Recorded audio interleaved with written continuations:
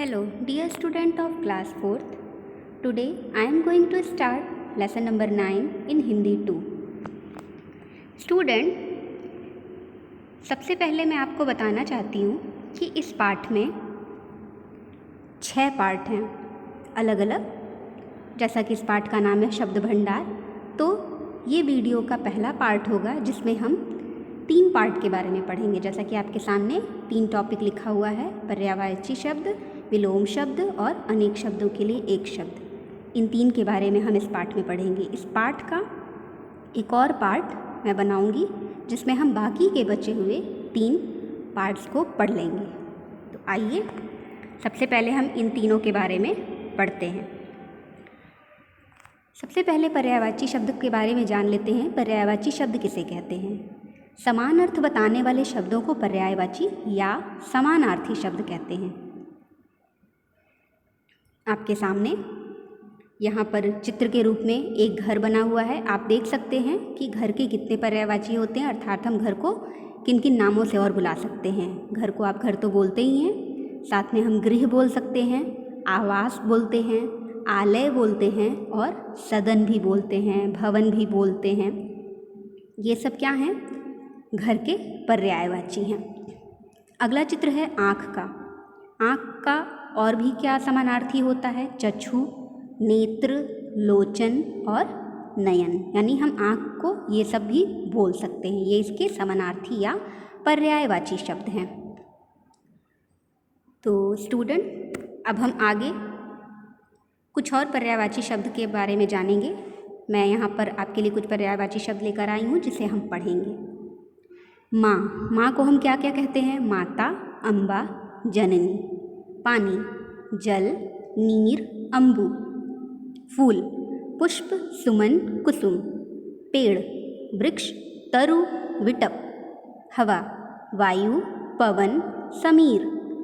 सूरज, सूर्य, भानु, दिनकर। वर्षा, बरखा, बारिश, बरसात। पक्षी, पंछी, खग, विहग। बादल, मेघ, घन और जलद। तो आपने देखा कि ये जो शब्द हैं इनके ये पर्यायवाची हैं, यानी इनको इन नामों से भी बुलाया जाता है। अब हम एक्सरसाइज सॉल्व करेंगे स्टूडेंट। पहला एक्सरसाइज है, दिए गए शब्दों के पर्यायवाची के आगे सही का निशान लगाना है। आपको ये शब्द दिए हैं, इनके सामने 3 और पर्यायवाची लिखे हुए हैं। इनमें से जो सही है उसके सामने हम सही का निशान लगा देंगे। पहला शब्द है माता। इसका सही पर्यायवाची क्या है? जननी। तो हम उसके सामने सही का निशान लगाएंगे। अगला शब्द है रात्रि।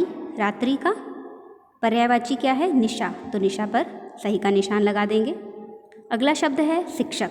शिक्षक का पर्यायवाची गुरु। गुरु के सामने सही का निशान लगा देंगे। अगला शब्द है पानी। पानी का पर्यायवाची होगा जल। जल पे हम क्या करेंगे? सही का निशान लगा देंगे। दूसरा प्रश्न है स्टूडेंट, कोष्टक में दिए गए शब्दों के पर्यायवाची लिखकर वाक्य पूरी करने हैं। जैसा कि आपको रिक्त स्थान भरना है, यहाँ पर आपको शब्द जो दिए हैं उनका आपको पर्यायवाची लिखना है। वही आपको शब्द नहीं लिखना है, उस शब्द का पर्यायवाची लिखना है, कोई दूसरा शब्द। तो आइए इसको भी पढ़ लेते हैं। पहला है, आकाश में खग उड़ रहे हैं। पंछी का पर्यायवाची होता है खग। दूसरा है, शशि के साथ तारे भी चमक रहे हैं। चंद्रमा का पर्यायवाची शशि भी होता है, मयंक भी होता है, राकेश भी होता है। अगला है, पेड़ फलों से लदा हुआ है। वृक्ष, वृक्ष का पर्यायवाची होता है पेड़, जो कि मैंने यहाँ फिल किया है। अगला है, दीपक जलने से अंधेरा दूर हो गया। आपको दीप लिख कर दिया था और दीप का पर्यायवाची दीपक होता है। लास्ट है, आज सुबह से ठंडी हवा चल रही है। वायु का पर्यायवाची हवा होता है, इसलिए मैंने यहाँ पे हवा को लिखा हुआ है। अगला, रंगीन शब्दों के पर्यायवाची लिखकर वाक्य लिखने हैं। आपको दिख रहा होगा यहाँ पे कुछ रंगीन शब्द हैं। उन रंगीन शब्दों को हमें क्या करना है? पर्यायवाची, उसका दूसरा पर्यायवाची लिखना है और उसके बाद ये वाक्य फिर से लिख देना है। आसमान में काले बादल गरज रहे हैं। आप देख रहे हैं बादल रंगीन शब्द है, तो इसका उत्तर होगा, आसमान में काले मेघ गरज रहे हैं। बादल का पर्यायवाची मेघ है। दूसरा है, बगीचे में रंग बिरंगे फूल खिले हैं। स्टूडेंट आप देखिए, बगीचे और फूल दोनों रंगीन हैं। तो बगीचे के लिए मैंने लिखा है उपवन और फूल के लिए लिखा है पुष्प। तो हमारा वाक्य क्या बनेगा? उपवन में रंग बिरंगे फूल खिले हैं। तीसरा है, भोर होते ही पंछी चहचहाने लगे। भोर और पंछी रंगीन शब्द हैं। भोर के लिए मैंने सुबह लिखा है, पंछी के लिए मैंने खग लिखा है। तो हमारा वाक्य बनेगा, सुबह होते ही खग चहचहाने लगे। चौथा है, आज रात्रि में वर्षा होने की संभावना है। रंगीन शब्द हैं रात्रि और वर्षा। रात्रि के लिए मैंने रात लिखा है, वर्षा के लिए मैंने बारिश लिखा है। तो इसका वाक्य बनेगा, आज रात में बारिश होने की संभावना है। लास्ट है, वन के समीप एक सरोवर है। तो वन और सरोवर रंगीन शब्द हैं। इसका उत्तर होगा, जंगल के समीप एक तालाब है। तो स्टूडेंट, इस तरह पर्यायवाची समाप्त हुई। अगला है विलोम शब्द। एक दूसरे से उल्टा अर्थ बताने वाले शब्दों को विलोम या विपरीतार्थक शब्द कहते हैं। उल्टा अर्थ बताएंगे। जैसे कि आप एग्जाम्पल देखिए, सीढ़ियों से चढ़ना और उतरना सेहत के लिए अच्छा होता है। तो चढ़ना, इसका विलोम क्या है? उतरना। मेट्रो तेज और बैलगाड़ी धीरे चलती है। तेज का विलोम क्या होता है? धीरे होता है। अब कुछ विलोम शब्द पढ़ते हैं स्टूडेंट।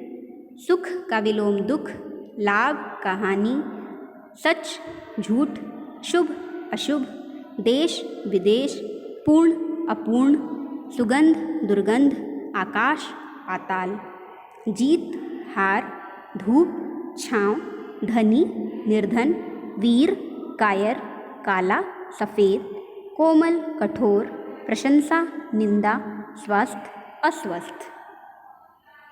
स्टूडेंट, अब हम एक्सरसाइज करते हैं। दिए गए शब्दों के सही विलोम पर सही का निशान लगाना है। धूप का विलोम क्या होगा?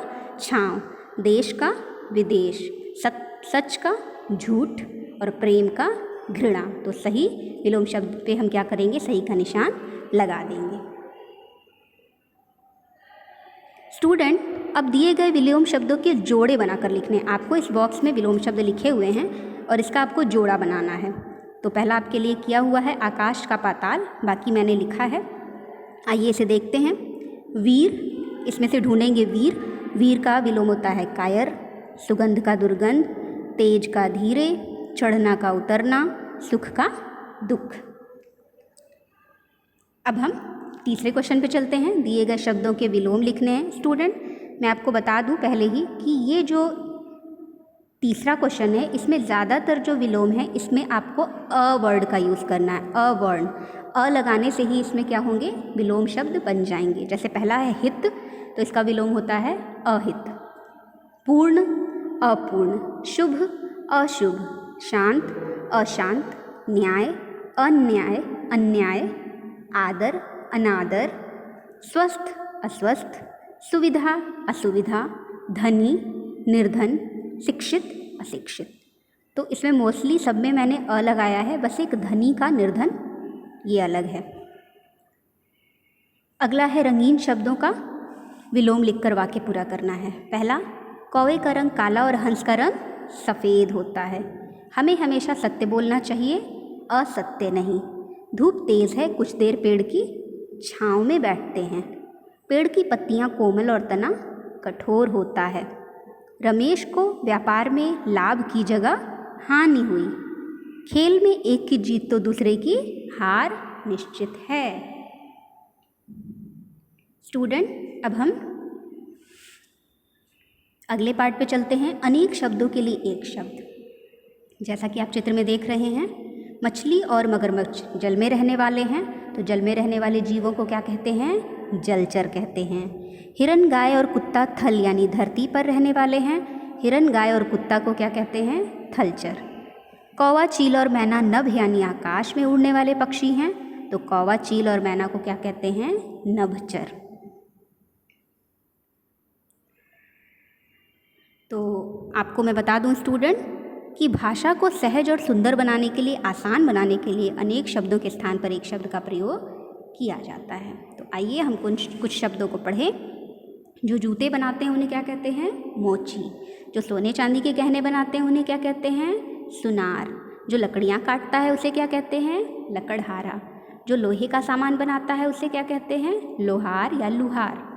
जो चित्र बनाते हैं उसे चित्रकार। जो रोगियों का इलाज करते हैं डॉक्टर। जो रोगियों की सेवा करते हैं नर्स। जो कविता लिखते हैं कवि। जो आलस करते हैं आलसी। जो एक ही कक्षा में पढ़ते हैं सहपाठी। और शहर में रहने वाले को क्या कहते हैं? शहरी। इस तरह बहुत सारे आप अनेक शब्दों के लिए एक शब्द जानते होंगे स्टूडेंट। आपको हम लोगों ने कक्षाओं में पढ़ाया है। खेती करने वाले को किसान कहते हैं, कपड़े सिलने वाले को दर्जी कहते हैं, ठीक है, मिठाइयाँ बनाने वालों को हलवाई कहते हैं। अब हम एक्सरसाइज सॉल्व करेंगे। सही उत्तर पर गोला बनाना है। आपको अनेक शब्दों के लिए एक शब्द लिखा हुआ है और 2 उत्तर दिए। इनमें से जो सही है उसे हमें क्या करना है? गोला बनाना है, सर्कल करना है। जो महीने में एक बार हो उसे मासिक कहेंगे। साग सब्जियां खाने वाले को शाकाहारी कहेंगे। जो जूते बनाते हैं मोची। जहां औषधियां मिलती हैं औषधालय। जो अपने देश का हो स्वदेशी। जिसके मन में दया हो दयालु। वाक्यांश के लिए एक शब्द लिखकर वाक्य लिखने हैं स्टूडेंट। वाक्यांश के लिए एक शब्द लिखकर इस वाक्य को पुनः लिखना है।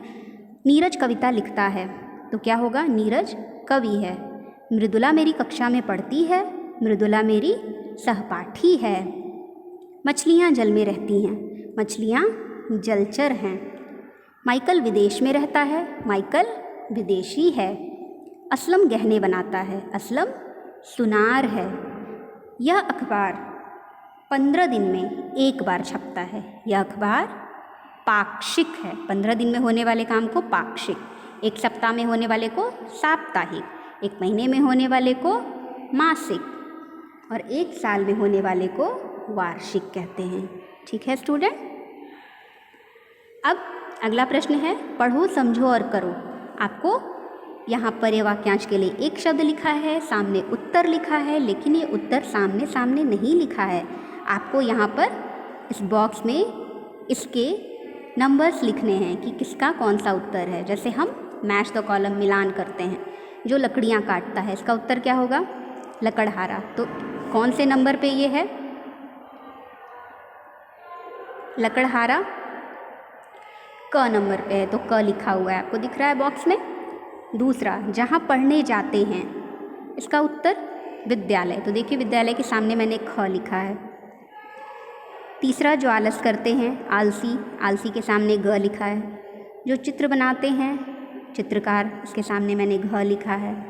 जो बहुत कीमती हो, बहुमूल्य, इसके सामने अंग लिखा है। जहाँ भोजन पकाया जाता है, रसोई घर, देखिए यहाँ पे मैंने च लिखा है। गांव में रहने वाला, ग्रामीण, इसके बॉक्स में छ लिखा है।